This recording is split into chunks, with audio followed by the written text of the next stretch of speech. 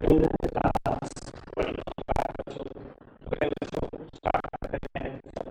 वो कोशिश करते हैं चैप्टर खत्म कर देते हैं, थोड़ा सा स्पीड बढ़ा देंगे, इनको 4-5 मिनट कम कर लेंगे, चैप्टर लेके खत्म कर देते हैं, फिर आएंगे बेटा केस स्टडी की चर्चा शुरू करेंगे। ठीक है, तो वो मेरी तरफ देखना, सब आखिरी के 2-3 टॉपिक मेरे पास रहते हैं। बबू कल मैं आपसे बात कर रहा था कम्युनिकेशन सर्विसेज की।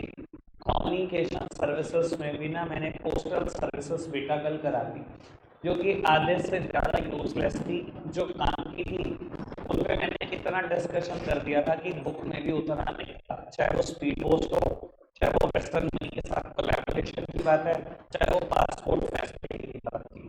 ठीक है ना, फाइनेंशियल फैसिलिटी की भी मैंने अच्छी खासी बात करी थी। अब वो कम्युनिकेशन सर्विसेज में ही बेटा आगे बढ़ा रहा हूँ बात को। कम्युनिकेशन सर्विसेज का ही बेटा दूसरा पार्ट है टेलीकॉम सर्विसेज। ठीक है, एक तो पोस्टल सर्विस हो गया, एक बेटा टेलीकॉम सर्विसेज हो गया। वैसे बेटा ये सारी टेक्नोलॉजी के बारे में मैं बात करूंगा, पर ये ना बाबू सूरज को दीपक दिखाने वाली बात है। इसमें आप सूरज हो और मैं आपको दीपक दिखाऊंगा, मतलब आपको मुझसे ज्यादा ही पता होगा कुछ चीजों के बारे में, कुछ के बारे में कम पता हो सकता है। वो बहुत सारी टेलीकॉम सर्विस की बात करता है, 5 की बात करता है, पहले में बिल्कुल मेरा डिस्कशन नहीं है। सेल्युलर मोबाइल सर्विसेज, मतलब मैं आपको मोबाइल के बारे में बताऊं, आप सूरज मैं दीपक दिखाऊंगा आपको, ये सब तो आपको बेटा मैं नहीं बता सकता आपको मोबाइल के बारे में, आप पीएचडी क्वालिफाइड, मैं अभी ग्रेजुएशन कर रहा हूँ उसकी। ठीक है जी, तो बाबू मैं फेल हो जाऊंगा, फिर फायदा है बाबू को डिस्कशन करके। मोबाइल सर्विसेज आपको बहुत अच्छे से पता है, मैं आगे बढ़ रहा हूँ बात को। ठीक है, ये सब सामने देखना भाई साहब, इधर देख लो, ज्यादा तारीफ होगी ना आपकी, अभी अब मेरी तरफ भी देख लो, इंटरल लगे वापसी पहली क्लास में पहुंचा दो। बाबू अब मैं बात करना चाहता हूँ आपसे डीटीएच सर्विसेज और केबल सर्विसेज के बारे में, कुछ डिफरेंस होता है। बाबू डेन और टाटा स्काई, डेन क्या है, केबल सर्विसेज का पार्ट है, और टाटा स्काई का डीटीएच सर्विस है। डीटीएच का मतलब समझते हो, डायरेक्ट टू होम। आपको पता है इन दोनों सर्विसेज में क्या अंतर होता है? सात्विक फोन छोड़ दे और केशव तू भी, और सामने देख ले नहीं तो बाबू, दोनों में फर्क समझते हो? डीटीएच सर्विसेज और केबल सर्विसेज में फर्क क्या होता है? क्या फर्क होता है? मुझे आज सारा फर्क जानना है, क्योंकि तभी ये टेक्नोलॉजी आपको क्लियर होगी। बहुत बढ़िया, परफेक्ट। बाबू डीटीएच सर्विसेज डायरेक्ट सैटेलाइट से कनेक्टेड होती है। आपने पर्टिकुलर, मतलब अगर मैं एग्जांपल दूं बेटा, अगर कभी भी एक बार भी आपने किसी भी कंपनी का डीटीएच इस्तेमाल किया ना, तो आपको बहुत अच्छे से आइडिया होगा इस चीज का। बाबू मान लो आपने टाटा स्काई लगवाया घर पर, तो वो टाटा स्काई का बेटा एक डिश टाइप इंस्ट्रूमेंट होता है, और उसके अलावा बेटा एक सेट टॉप बॉक्स होता है। वो जो डिश एंटीना है वो बेटा आपकी छत पे लगता है, और आप जो भी इंजीनियर उसको इंस्टॉल करने आता है, एक पर्टिकुलर डायरेक्शन ढूंढ रहा होता है अपने मीटर कि पर्टिकुलर डायरेक्शन में लग गई है कि नहीं लग गई। वो ये पर्टिकुलर डायरेक्शन क्यों ढूंढ रहा है? क्योंकि स्पेस में सैटेलाइट उस पर्टिकुलर डायरेक्शन में ही लोकेटेड है। वो कोशिश ये कर रहा है कि वो जो स्पेस की सैटेलाइट है वो सिग्नल भेज सके स्मॉल डिश एंटीना को, और स्मॉल डिश एंटीना की वजह से क्या हो बेटा, बेटा कनेक्शन आ सके, आप डिफरेंट चैनल्स को देख सको। आपकी नॉलेज के लिए ये भी बता देता हूँ, जिन्होंने यूज किया हो तो बहुत अच्छे से पता है, अगर बारिश आ जाती है या थोड़ा भी मौसम खराब होता है, डीटीएच सर्विसेज तुरंत की तुरंत बेटा बंद हो जाती है, टीवी चैनल देखना बंद हो जाता है, जबकि केबल चलता रहता है। ऐसा क्यों बेटा? केबल में ना आप डिश एंटीना अपनी साइट पर कभी इंस्टॉल नहीं कराते, ये काम आपका केबल ऑपरेटर करता है। और केबल और डीटीएच में ये मेन फर्क होता है कि डीटीएच तो डायरेक्टली सैटेलाइट से लिंक है, पर केबल कंट्रोल रूम से चलता है।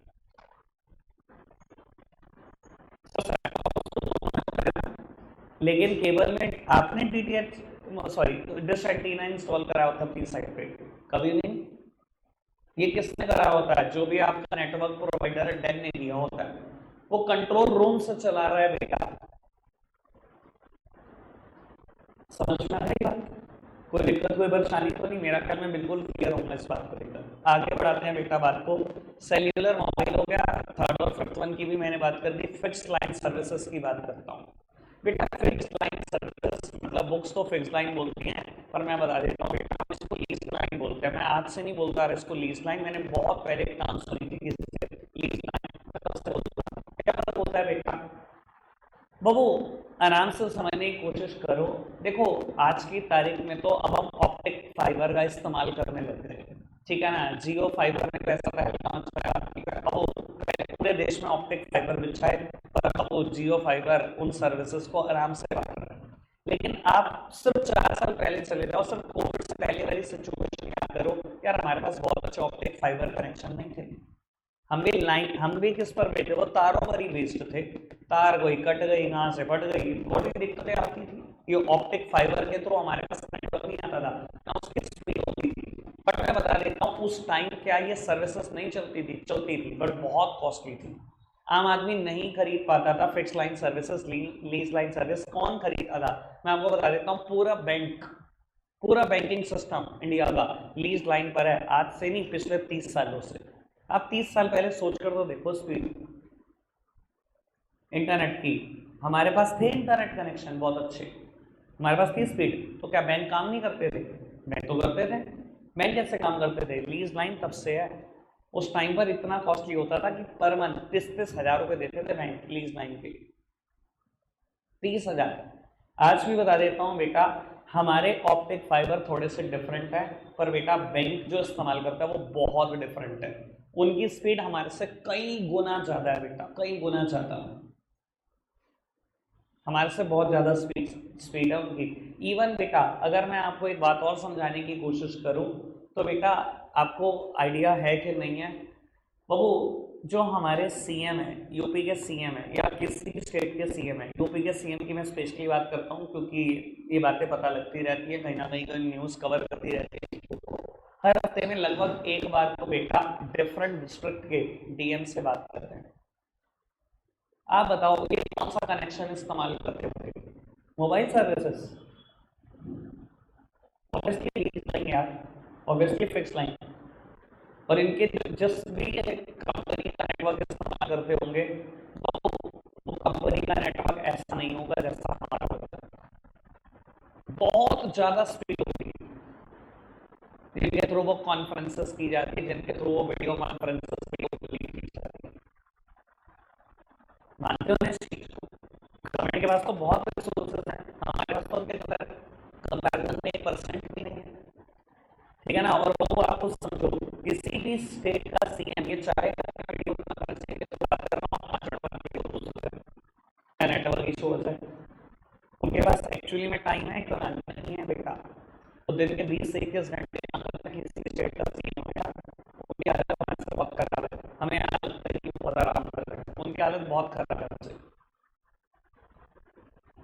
समझ में आती है फिक्स लाइन सर्विसेज क्या चीज है?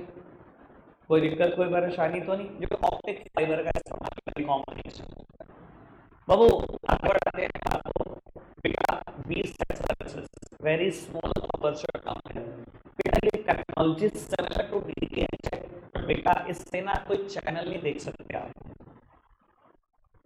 तो इसका इस्तेमाल मैं आपको बता देता हूँ बेटा, mainly tele education, tele medicine में इस चीज़ों का इस्तेमाल होता है। मैंने खुद इन सर्विसेज का इस्तेमाल करते हुए अपने काम को चलेगा, तो मैंने सीए क्लासेस इसी टेक्नोलॉजी से ली थी इनिशियली। अभी तो सीए क्लासेस में भी बहुत कुछ चेंजेस हो चुके हैं। आज की डेट में तो घर बैठे ऑनलाइन क्लासेस आ जाती हैं, ठीक है ना। पेन ड्राइव में मंगा लो, गूगल ड्राइव में मंगा लो, घर बैठे देखो। इनिशियली क्या होता था बेटा, मैं थोड़ा सा बता देता हूँ। 2014 में मेरी सीए हुई 4 साल पहले, तो वो दिल्ली में टीचर बैठा हुआ पढ़ा रहा है, उसने ना बड़े से बड़ा ऑडिटोरियम रेंट पे ले रखा है, ठीक है जी। वो क्लास ले रहा है टीटीएस, ट्यूसडे थर्सडे सैटरडे ऐसा बोला जाता था, MWFS टीटीएस, मुझे तब से याद हुए तब। MWFS मतलब Monday Wednesday Friday Saturday Sunday, ठीक है जी। और टीटीएस मतलब ट्यूसडे थर्सडे और सैटरडे, मतलब ऑल्टरनेटिव डेज पर। तो उसने सब बच्चे पढ़ सकता है ज़्यादा से ज़्यादा, ऑल ओवर इंडिया बच्चे हैं, सब पढ़ने में इंटरेस्टेड है टीचर्स के लिए। आप सोचो अगर एक टीचर में 30,000 बच्चे हो और 6 महीने की फीस 30,000 हो, कैलकुलेटर पे फिगर नहीं आएगी, इतना लोग ट्यूशन से कमाते थे तो पढ़ाते थे मेरे टाइम पर।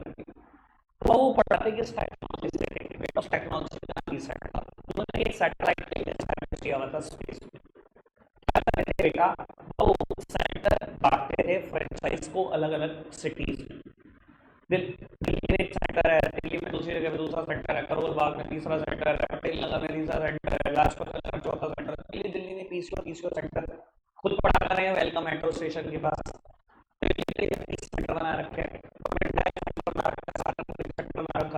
मैं कह रहा हूँ ऑल ओवर इंडिया 100 से 200 सेंटर। फ्रेंचाइज फीस बहुत मोटी चार्ज कर रखी होती है, ठीक है ना। अब जिसने सेंटर खरीदा है उसको क्या कर रखा पता बेटा, उसकी साइट पर एक डिश एंटीना इंस्टॉल किया होता था, उस सैटेलाइट के लिंक के थ्रू उसको कनेक्ट किया होता था, जो वहां दिल्ली बैठकर उड़ाते थे उस सैटेलाइट लिंक के थ्रू लाइव चलता था, बिल्कुल लाइव। और हम यहाँ बैठकर पढ़ रहे थे दिल्ली से लाइव। उस टाइम पर ये टेक्नोलॉजी नहीं थी और कुछ, उस टाइम पर यही टेक्नोलॉजी सबसे पॉपुलर थी। सेम टेक्नोलॉजी डीडीएच की तरह से है, पर बेटा फर्क सिर्फ एक ही बात है, समझ गए होंगे आप फर्क क्या है। चैनल नहीं दिखाई दे रहा कोई, एजुकेशन का इस्तेमाल हो रहा है, कोई दिक्कत कोई परेशानी तो नहीं, बात समझ में आ गई। आगे बढ़ जाए वो, अब मैं चैप्टर खत्म करने की तरफ बढ़ रहा हूँ बहुत तेजी से।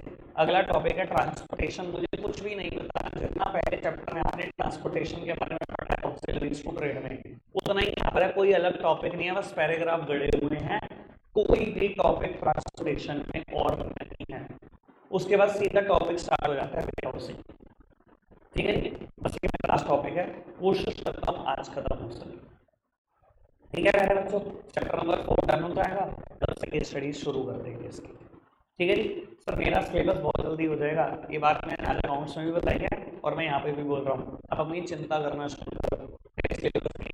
मुझे बताते भैया इतना सिलेबस, जुलाई मंथ है मेरा टारगेट, मैं तो सोच भी नहीं रहा हूँ आगे, आप अपनी चिंता करो बस, ठीक है जी। मेरे पास अगस्त और 15 दिन सितंबर के रिवीजन के हैं, मतलब आपकी टांगे तोड़ देंगे, क्योंकि जो आप पढ़ नहीं रहे थे, जो टेस्ट नहीं दे रहे थे, जो मैंने बताया, बाद में वही सब टाइम यूज करूंगा टेस्ट में, सब याद कराऊंगा यहीं बिठा कर। चलो जी बाबू, वेयर हाउसेस की बात करते हैं बेटा। मेट्रो देखो, बेसिक बात बताऊं या वेयर हाउस पे बेसिक बात भी छोड़ दूं, इस्तेमाल क्यों होता है वेयर हाउस का, बस ये बताओ बेटा। There is a time gap between the production and the consumption of goods and services, thus we need warehousing facility. बेटा कोई गुड्स कब प्रोड्यूस हुआ, पता नहीं कब कंज्यूम होगा, सर वेयर हाउसिंग फैसिलिटी की जरूरत है, कुछ नहीं होता बैठ जाओ एक बाबू। मान लो ये चेयर है, आज मैन्युफैक्चरर ने प्रोड्यूस कर दी, बेटा उससे नहीं पता ये कब कंज्यूम होगी। और आप खुद भी समझने की कोशिश करो बेटा, जितना गुड्स आज प्रोड्यूस हुआ सारा कभी कंज्यूम नहीं हो सकता। आज जितनी वीट प्रोड्यूस हुई इंडिया में आज ये सारी कंज्यूम हो जाएगी, अगले दिन खाओगे क्या, मानते हो ना। अगर गुड्स का प्रोडक्शन आज हो रहा है तो कंजम्पशन सारे गुड्स का आज नहीं हो सकता। There is a time gap between the production and consumption of goods, production कब होगा कंजम्पशन पता नहीं कब होगा। बेटा ये प्रोडक्शन और कंजम्पशन से निपटने के लिए, जो टाइम गैप है इससे निपटने के लिए हमें वेयर हाउसिंग फैसिलिटी की जरूरत पड़ती है। और बेटा ये भी समझो there is some seasonality in every business, कि हर बिजनेस में कुछ ना कुछ सीजनैलिटी जरूर होती है, और जब भी बेटा प्रोडक्ट का ऑफ सीजन आता है और ऑफ सीजन में बेटा उस प्रोडक्ट को स्टोर करना ही पड़ेगा। वो एक गारमेंट्स की दुकान का एग्जांपल लो ना बेटा, सर्दियों में वो स्वेट शर्ट बेच रहा था, जैकेट्स बेच रहा था भारी भरकम, वो गर्मियां आ गई अभी भी दुकान पे सजा रखी है क्या उसने स्वेट शर्ट जैकेट्स, क्या करा बेटा उसने, बाबू वेयर हाउसेस में स्टोर कर ली। और बेटा half sleeves T shirts, full sleeves T shirt और हाफ स्लीव शर्ट्स और full sleeves shirts, cotton cotton के कपड़े, लिनन के कपड़े, बिल्कुल हल्के हल्के कपड़े निकाले उसने बाहर। तो बाबू वेयर हाउसिंग की फैसिलिटी जरूरत है ही है, there is a time gap between the production and consumption, ठीक है जी। आगे बढ़ाओ, बेसिक बात समझ में आई। बाबू मेरे पास बहुत सारे तरीके के वेयर हाउसेस हैं, अब मुझे उनका डिस्कशन करना है, आप सामने देखते रहना बेटा। मैंने ना डिस्कशन एनसीईआरटी से कम करना है, अपना डिस्कशन थोड़ा सा ज्यादा करना है, ठीक है जी। आप सामने देखते रहना।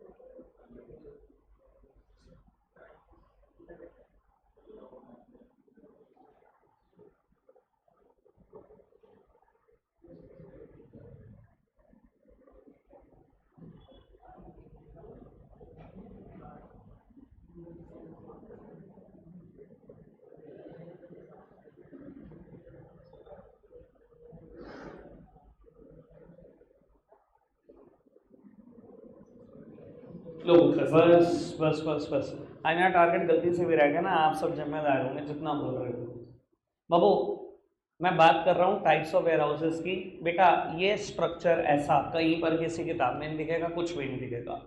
कि बाबू मैंने आपके लिए इजी करने के लिए फ्रेम करा, ये मेरे दिमाग की उपज है, गूगल बाबा पे भी ढूंढोगे वो भी नहीं ढूंढ पाएगा इसको। ठीक है जी, आराम से सुन लेना तो कहानी आपके लिए आसान बनेगी, वरना मुश्किल बनेगी। एनसीईआरटी इसको पैराग्राफ फॉर्म में लिखती है, पर बाबू जितना वो लिखते हैं ना उससे ज़्यादा ये क्लैरिटी दे देता है।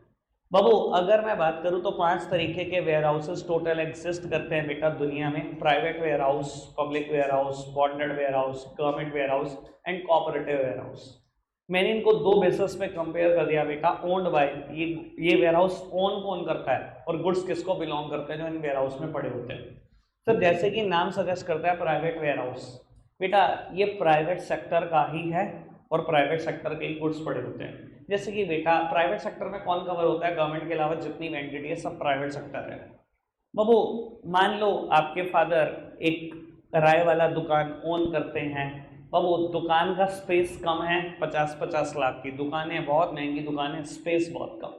क्या करते होंगे एक्चुअली में, बाबू किसी गली मोहल्ले में आसपास में बेटा एक कहीं ना कहीं वेयर हाउस खरीदते होंगे। यही करते हैं ज्यादातर लोग बेटा। अब वो वेयर हाउस किसको बिलोंग करता है, प्राइवेट सेक्टर को। आपने खरीदा, उसमें जो गुड्स रखे हैं किसके रखे हैं, आप ही के रखे हैं। यही है सिंपल प्राइवेट वेयर हाउस। कोई दिक्कत कोई परेशानी तो नहीं, आगे बढ़ जाओ।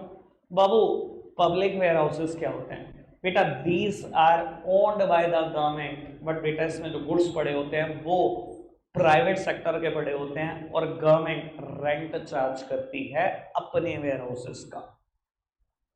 ठीक है जी, नॉर्मल बिजनेस ऑफ गवर्नमेंट। भाई गवर्नमेंट से ज्यादा जगह थोड़ी है किसी के पास, गवर्नमेंट के पास जगह भर भर के है, और गवर्नमेंट जब भी अपनी जगह किराए पर देती है रेंट चार्ज करेगी करेगी। आपने बहुत सारी सिचुएशन में ऐसा सुना होगा कि ये दुकान नगर निगम की है। भाई सहारनपुर में रहते हो तो पक्का सुना होगा, ये दुकान सहारनपुर नगर निगम की दुकानें हैं। मैं बहुत सारी जगह का मार्केट का एग्जांपल दे सकता हूँ। आप सब्जी मंडी चले जाओ, यही जो दाल मंडी पुल के आसपास है, बहुत सारी दुकानें सहारनपुर नगर निगम की है, नगर पालिका की है, जो सब लोग ये रेंट ही दे रहे हैं बेटा। समझ में आती है बेटा बात, कोई दिक्कत कोई परेशानी तो नहीं। बॉन्डेड वेयर हाउस और पब्लिक वेयर हाउस में जमीन आसमान का अंतर है, इसलिए आराम से समझना। आप ये सोचोगे कि बाबू मैंने बातें एक बिल्कुल एक जैसी लिखी है तो फर्क क्या है, फर्क ही तो मेन है बेटा। देखो बॉन्डेड वेयर हाउसेस जरूर सरकार के होते हैं, गुड्स भी जरूर प्राइवेट सेक्टर का पड़ा होता है, पर इसका पर्पस अलग है। बॉन्डेड वेयर हाउसेस में वो गुड्स पड़ा होता है जिसपे अभी तक इंपोर्ट ड्यूटी पेड नहीं हुई। मैं समझाने के लिए बेटा एक एग्जांपल देने की कोशिश करता हूँ, आपको ना थोड़ी सी शक्ल पोर्ट की दिखाने की कोशिश करता हूँ, सामने देखेंगे सब। बाबू मान लो ये कोई मुंबई पोर्ट है, ठीक है, मैं कोशिश कर रहा हूँ एक बार कि मैं आपको वर्चुअली पोर्ट दिखा सकूँ, ठीक है, नॉट एक्चुअली, वर्चुअली कोशिश करते हैं। बाबू ये सारा इलाका वही है जहाँ पानी ही पानी है, यहाँ सारे वेसल रुकते हैं, सारे के सारे वेसल यहीं पर रुकते हैं, ठीक है बाबू, सारे वेसल यहीं पर रुकते हैं। ये वो एरिया जहाँ गुड्स लोडिंग अनलोडिंग का प्रोसेस होता है। बाबू आप ये भी समझ कर चलो, हर हाल में कस्टम अथॉरिटीज को ये स्पेस खाली चाहिए, हर हाल में। क्यों बाबू, एक वेसल आया 900 कंटेनर लेकर आया, उसने यहाँ उतारने शुरू कर दिए, थोड़ी देर बाद दूसरा उसने यहाँ उतार दिया, तीसरा यहाँ उतार दिया, स्पेस खत्म। जो पीछे लाइन लगाकर खड़े हुए हैं वेसल, उनका क्या। सर आपको क्या लगता है प्रकाश बाबू, मैं इधर देखो सर, 3 वेसल में तो ये स्पेस खत्म हो गया। एक्चुअली में 3 नहीं 300 भी आ जाए तो स्पेस खत्म नहीं होता, पर एक दिन में 300 से भी ज्यादा आते हैं, बात ये है, ठीक है जी। मैं फिलहाल अपने एग्जाम्पल के हिसाब से चलता हूँ। 3 वेसल आ गए, स्पेस खत्म हो गया, अब क्या करें। अब जो पीछे लाइन लगाकर वेसल खड़े, हर 1 मिनट बाद एक वेसल है भाई, ठीक है ना। मेरा दोस्त खुद कैप्टन है, ठीक है, मेरा क्लासमेट, तो मेरे ये बोलता है कि सड़क से ज़्यादा भीड़ समुद्र में है, तो हमें लगता है कि खाली पड़े रहते हैं। आज की तारीख में इतना इंपोर्ट एक्सपोर्ट होता है, ठीक है जी। तो बाबू ये भी समझ कर चलो, हाथों हाथ कई क्रेन्स लगे रहते हैं जो बेटा कंटेनर एक के बाद एक उठाकर वेयर हाउसेस में स्टोर करते रहते हैं। पोर्ट का आप देखोगे बहुत बड़ा हिस्सा बेटा गवर्नमेंट के वेयर हाउसेस हैं। देखो आप खुद समझो, एक इंसान ने दिल्ली से बेटा कोई गुड्स इंपोर्ट करा फ्रॉम चाइना, ठीक है, चाइना साइड वेसल है बाबू, उसको कोई एग्जैक्ट टाइम नहीं पता होता कि कब वेसल पहुंच जाएगा, और हाथों हाथ नहीं आ जाएगा वो लेने, जी लाओ बस मेरा कंटेनर उतर गया, बस बस बस मेरी तो तैयार खड़ी है वैन, बस ट्रक, ये सामान लोड करो और मैं जा रहा हूँ लेके। होता ही नहीं ऐसा एक्चुअली में, सबको पता है बात, कोई भी तैयार खड़ा नहीं होता और एकदम कभी भी गुड्स आप लेकर क्लियर करा कर नहीं ले जा सकते। तो बाबू इन द मीन टाइम जैसे ही कंटेनर यहाँ पर उतरते हैं वेयर हाउसेस में स्टोर कराने शुरू कर देते हैं। जब पर्सन आएगा तो बाबू उसके गुड्स निकालेंगे बाबू, लेकिन ये भी समझ कर चलो ये जो वेयर हाउस है यही बॉन्डेड वेयर हाउस है बाबू। ये सरकार के वेयर हाउस है क्या? बिल्कुल। गुड्स किसको बिलोंग करते हैं? प्राइवेट सेक्टर को, प्राइवेट सेक्टर को करते हैं। बस फर्क इस बात का है पब्लिक वेयर हाउस और बॉन्डेड वेयर हाउस में कि इसमें वो गुड्स पड़े होते हैं जिनके ऊपर अभी तक इंपोर्ट ड्यूटी पे नहीं हुई। गुड्स इंपोर्ट तो हुए पर अभी इंपोर्ट ड्यूटी पे नहीं हुई। जब वो पर्सन आएगा जिसका गुड्स है आएगा, इंपोर्ट ड्यूटी पे करेगा तो वो गुड्स क्लियर कराएगा, तब जा सकता है। समझ में आएगा? पब्लिक वेयर हाउस में वो गुड्स नहीं होते जिनके ऊपर टैक्स पेंडिंग चल रहा है, बॉन्डेड वेयर हाउस में वही गुड्स होते हैं जिनके ऊपर टैक्स पेंडिंग चल रहा है। आओ टैक्स दो, गुड्स लेके जाओ, वो टैक्स का नाम इंपोर्ट ड्यूटी है। फर्क समझ में आता है? बिल्कुल अच्छे से क्लियर हो जाती है बात। आगे बढ़े बाबू। उसके बाद एक और वेयर हाउस आता है गवर्नमेंट वेयर हाउस। गुड्स भी गवर्नमेंट के और ओन भी गवर्नमेंट करती है। बेस्ट एग्जांपल आपकी सिटी में भी है, बेस्ट एग्जांपल है CWC। आपको पता नहीं होगा बस, सेंट्रल वेयर हाउसिंग कॉर्पोरेशन, सुना है कभी ना? अरब मालिक है तुम्हारा अगर तुमने नहीं सुना, ठीक है? नहीं मैं नहीं मालिक भाई,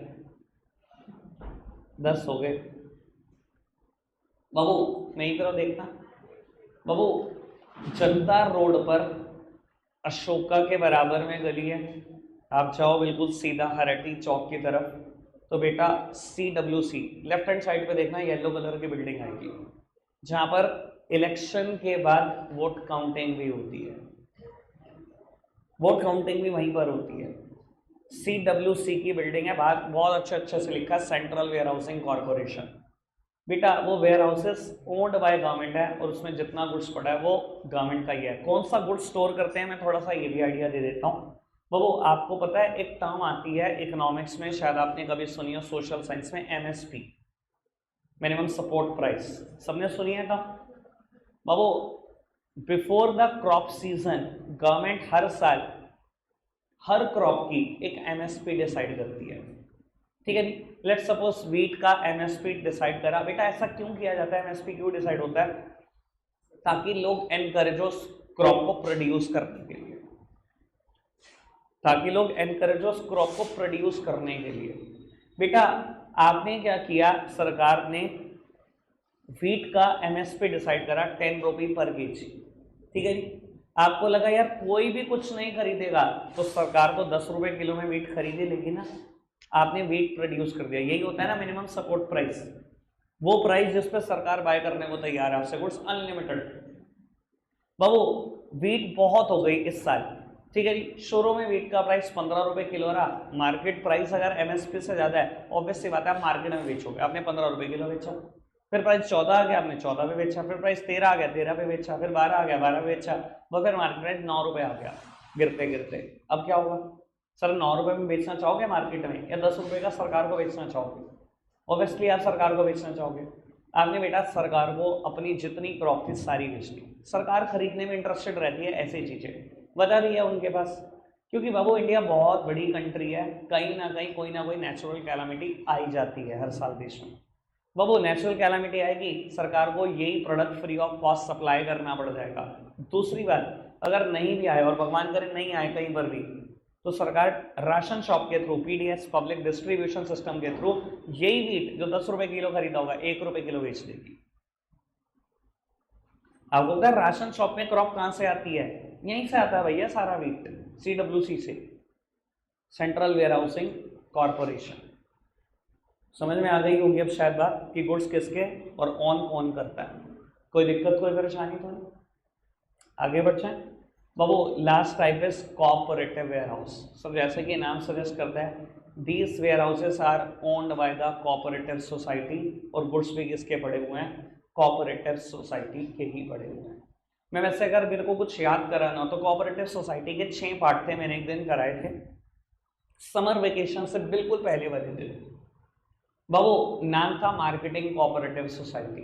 इधर देखना, नाम था मार्केटिंग कोऑपरेटिव सोसाइटी। मैं आपको बता देता हूँ, marketing cooperative society generally where houses को ओन करती है। आप समझते हैं ना कोऑपरेटिव सोसाइटी क्या होती है? जब कम से कम 10 लोग, मैक्सिमम अनलिमिटेड लोग मेंबर हो सकते हैं। क्या प्रिंसिपल है कोऑपरेटिव सोसाइटी का? म्यूचुअल वेलफेयर ऑफ मेंबर और एलिमिनेशन ऑफ मिडलमैन। याद है बाबू? ये मेंबर का भला सोचती है। अब मान लो एक कोऑपरेटिव सोसाइटी है जहां 500 लोग मेंबर है, 500 बिजनेसमैन। सर वो सब अलग अलग वेयर हाउसेस लेंगे, ऑन रेंट लेंगे, बहुत महंगा पड़ेगा, या अलग अलग अपना अपना खरीदेंगे और महंगा पड़ेगा? बाबू कोऑपरेटिव सोसाइटी यही समझाती है कि हम सब मिलकर एक वेयर हाउस ले लेते हैं। नाम किसका रहेगा उस वेयर हाउस पे? कोऑपरेटिव सोसाइटी का। और गुड्स किसके रहेंगे? कोऑपरेटिव सोसाइटी का। 500 के 500 लोग गुड्स वहां स्टोर करो। सर जब हम बहुत बड़ी जमीन लेंगे, आपको भी पता है बेटा, जब कोई चीज बल्क में ली जाती है तो बाबू कहीं ना कहीं सस्ती पड़ती है। एक आदमी छोटी सी 10 गज 15 गज की दुकान लेगा, महंगी पड़ेगी। और अगर आप कहो 1500 गज जगह ले रहे हो तो ऑब्वियस सी बात है बेटा, कहीं ना कहीं देखोगे ना, पैसे बच जाए वही चीज खरीदोगे। समझ में आ रही है बेटा बात? कोई दिक्कत कोई परेशानी तो नहीं? डन है मेरी तरफ से टाइप्स ऑफ वेयर हाउसेस। आगे बढ़ चल बाबू, 10 मिनट बैच और चला लेते हैं, 14 पे खत्म कर देंगे, टॉपिक खत्म हो जाएगा। ठीक है पुत्र? आओ सामने देखो सब। Thank you for your cooperation. मैं भी कर लेता हूँ तुम्हारे साथ कभी कभी कॉपरेट, तुम भी मेरे साथ कभी कभी कर लिया करो। बाबू फंक्शन ऑफ वेयर हाउसिंग की बात करते हैं। सबसे पहले 2 फंक्शन मैं इकट्ठे ही करा दूंगा। फर्स्ट फंक्शन का नाम है कंसोलिडेशन, और बेटा दूसरे फंक्शन का नाम है ब्रेक द बल्क। यहीं पर लिखा है कंसोलिडेशन और फिर लिखा है ब्रेक द बल्क। बाबू मैं दोनों ही फंक्शन एक ही बारी में समझा दूंगा, आराम से समझना। बाबू आपका ना कोई प्लांट है जिसमें आप बेटा बिस्किट बनाते हो, ठीक है जी? मान लो आप हल्दीराम हो, ठीक है जी, आप बिस्किट बनाते हो अपने एक प्लांट में। बाबू प्लांट, कभी भी कोई प्लांट लगाना है आपने, सर शहर के बीच में लगा सकते हो? परमिशन मिल जाती है? नहीं मिलती। सबको आइडिया होगा इस चीज का। सर शहर के बीच में कभी रेजिडेंशियल इलाकों में परमिशन नहीं मिलेगी। इंडस्ट्रियल एरिया में जाओ, कमर्शियल एरिया में जाओ, शहर के आउटस्कर्ट में जाओ, फैक्ट्रीज लगानी है तो। और बड़े बिजनेस हाउसेज ऐसा कोई पंगा लेते ही नहीं जैसे छोटे बिजनेस हाउसेज लेते हैं, घर में भी फैक्ट्रियां चला लेते हैं लोग तो, ठीक है जी। बिग बिजनेस हाउसेज कहाँ जाते हैं बेटा? आउटस्कर्ट में जाते हैं, किसी गाँव में फैक्ट्रीज लगाते हैं जहाँ उन्हें सस्ता पड़े हर चीज। बाबू उनका एक और प्लांट है हल्दीराम का, जहाँ वो बेटा नमकीन बनाते हैं।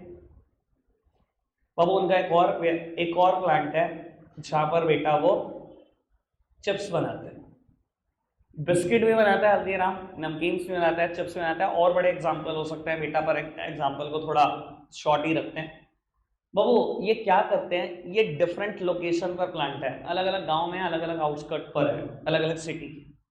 बाबू क्योंकि गांव में है, कई गांव में बेटा पक्की रोड तक की भी फैसिलिटी नहीं होती, जहां आपको टाटा मैक्स जैसे एक मीडियोकर सा व्हीकल बेचना पड़ता है, जहां बाबू 25 टायरा 30 टायरा ट्रक नहीं भेज सकते, क्योंकि आपको डर रहता है कि ये धंस ना जाए और पता लगे 2-3 दिन वीरान हो गए, क्रेन से निकलवाना पड़ रहा है। बाबू आप क्या करते हो, ऐसी लोकेशन पे टाटा मैक्स जैसे, जिसको आप छोटा हाथी बोलते हो, ऐसे व्हीकल का इस्तेमाल करते हो और बेटा गुड्स को लेकर आते हो अपने किसी वेयर हाउस में, जो लगभग तीनों प्लांट से इक्वल डिस्टेंस पर होगा, बिल्कुल लगभग बराबर डिस्टेंस पर होगा, जिससे हल्दीराम को कोई भी नुकसान ना पहुंचे, क्योंकि बहुत बड़ी कंपनियां यार वेल मैनेज्ड है, वेल प्लान्ड तरीके से काम करती हैं। सर ये जो वेयर हाउस फंक्शन परफॉर्म कर रहा है ना, इसे ही बोलते हैं कंसोलिडेशन। कंसोलिडेशन का मतलब क्या होता है? इकट्ठा करना। ये वेयर हाउस इकट्ठा ही तो कर रहा है सामान डिफरेंट प्लांट्स का। समझ में आएगा बाबू? Second function of warehouse is break the bulk. Bulk को ब्रेक करो। अब बाबू मैं कहता हूं, मान लो ये वेयर हाउस अब आपका, सर ये क्या सिटी में हो सकता है? बिल्कुल हो सकता है। वेयर हाउस तो सिटी में होने में क्या प्रॉब्लम है? कोई रोक लेगा? शहर में होने से वेयर हाउस, सर फैक्ट्री थोड़ी है, वेयर हाउस ही तो है। बाबू ये हमेशा शहर के बीच में नजर आएगा आपको, बिल्कुल शहर के बीच में। मैं कहता हूं ये सहारनपुर सिटी में और ये सहारनपुर के आउटस्कर्ट में, तीनों अलग अलग दिशाओं में बेटा प्लांट है। एक दिल्ली रोड पर कहीं जाकर है, एक बाबू अंबाला रोड पर कहीं जाकर है, एक देहरादून रोड पर कहीं जाकर है, तीनों आउटस्कट में। कहीं आपने वेयर हाउस रख रखा है, छोटे हाथी के थ्रू आप गुड्स वहां पर लाते रहते हो और बहुत बड़ा वेयर हाउस है बेटा। बाबू अब आपका वेयर हाउस का सेकंड फंक्शन है ब्रेक द बल्क। ये जो बल्क इकट्ठा हो गया यहाँ पर गुड्स हमने सारा कंसोलिडेट कर दिया, अब उसको बल्क को ब्रेक करो। सर आपका स्टाफ, आपके सेल्समैन दुकानों दुकानों पर जाकर ऑर्डर इकट्ठा करके रहते हैं। एक दुकान ने ऑर्डर दिया जी आपका ये वाला बिस्किट इतने पैकेट, ये वाला बिस्किट इतने पैकेट, ये वाला बिस्किट इतने पैकेट, ये वाली नमकीन, हल्दीराम तो 10-20 तरीके की नमकीन बनाता है, ये नमकीन इतने पैकेट, इस साइज में इतने पैकेट। सर आपने छोटी छोटी दुकानों से ऑर्डर इकट्ठा करना शुरू करा, बहुत बड़ा ऑर्डर बन गया।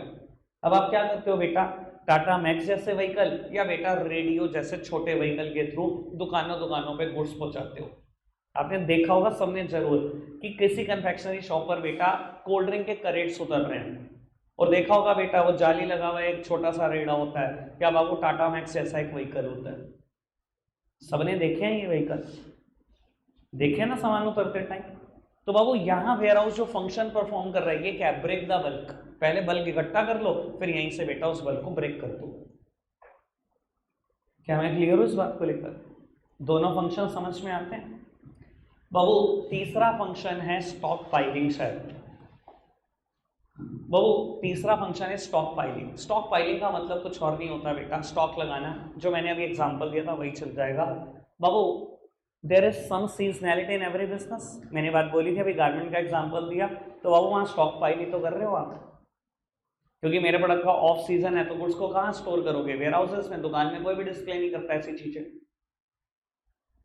क्लियर है ना बेटा बात? मान लो बेटा अगर आप एक कॉस्मेटिक शॉप पर जाओ, अभी सर्दियों का सीजन गया है, उनकी दुकान पर क्या मिलेंगे, मॉइस्चराइजर मिलेंगे बहुत सारे सर्दियों में, कोल्ड क्रीम्स मिलेंगी बेटा। जैसे जैसे गर्मी आती रहेंगी इनकी क्या जरूरत दुकान पे, अब क्या करोगे बेटा, इनको स्टोर करोगे वेयर हाउस में। तो यहाँ वेयर हाउस का काम क्या है बेटा, स्टॉक पाइल करना। जो प्रोडक्ट अभी यूज नहीं हो सकते बेटा उसको इकट्ठा करके कहीं और रख दो।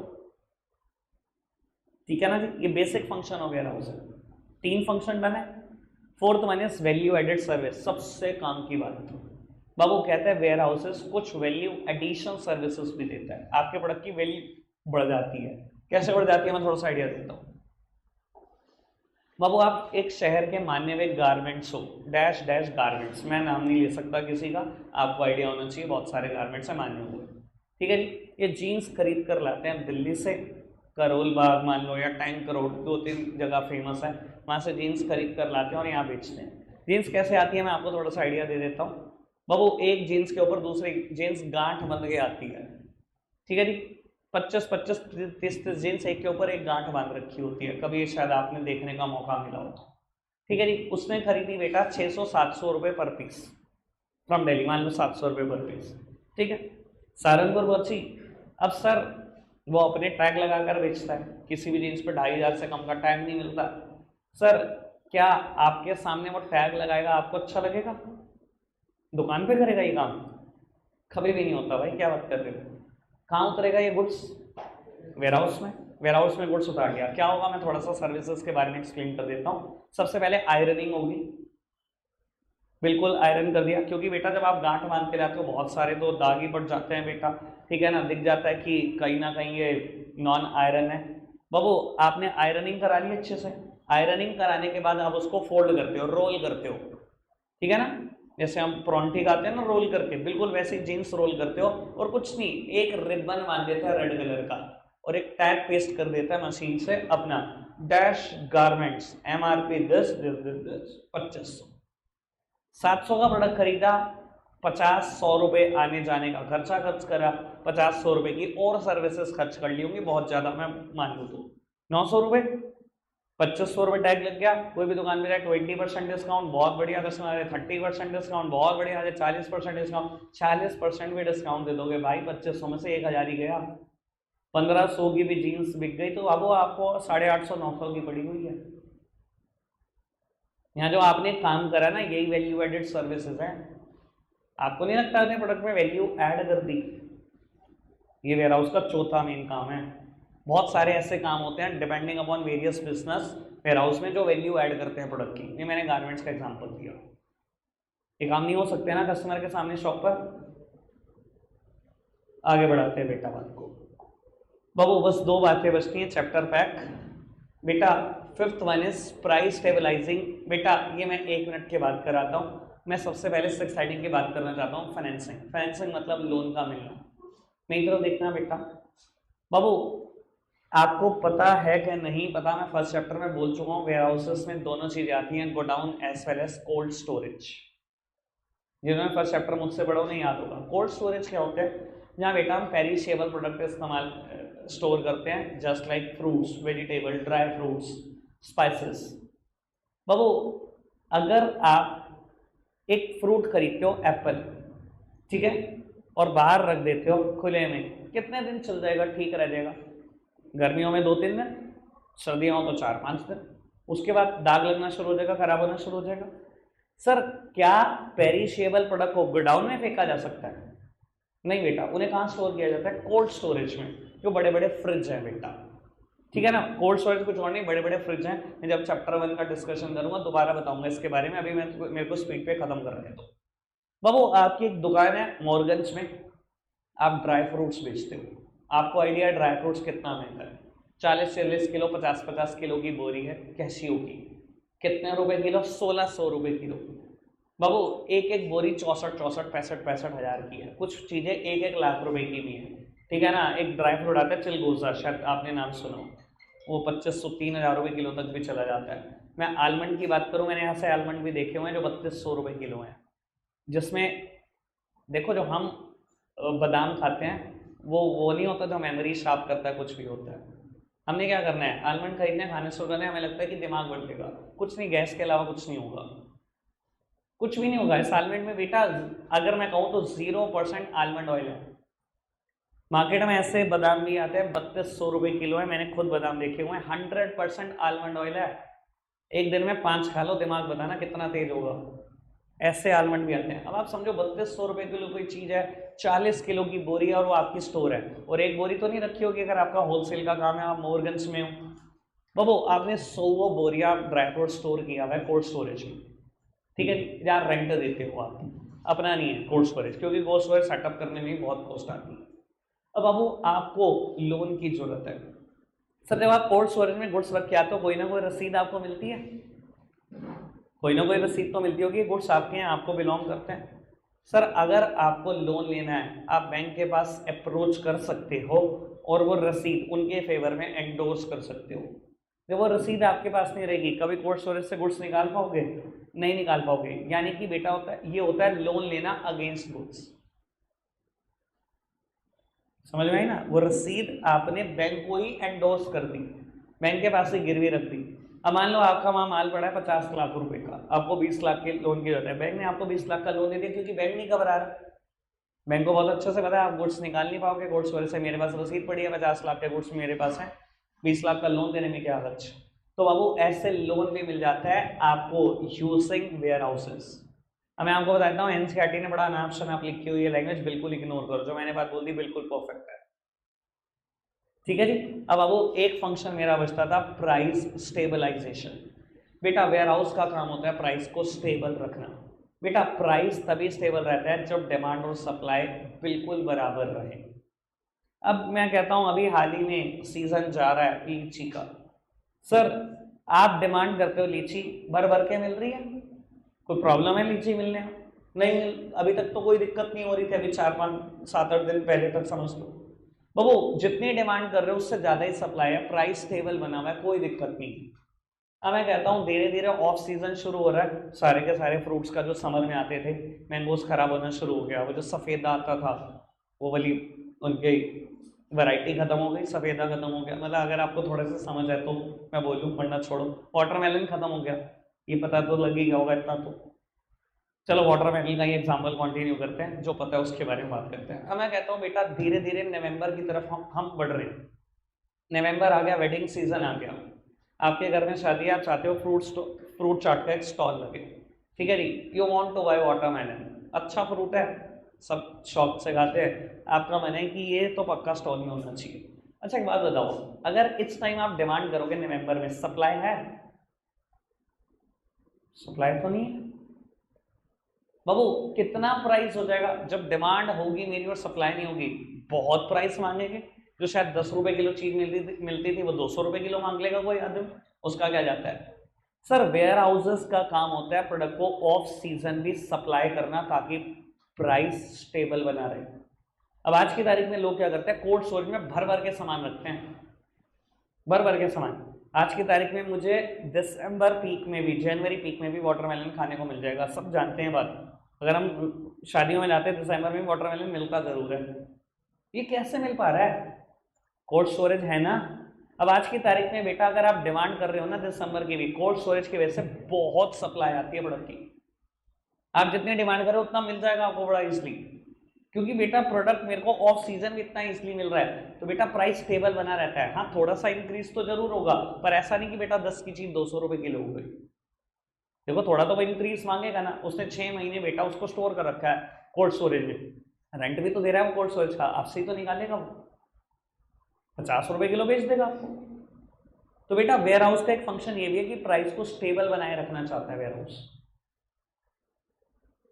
कोई दिक्कत कोई परेशानी? चैप्टर खत्म, रखते हैं आज के लिए इतना ही है प्यारे बच्चों, बाय बाय।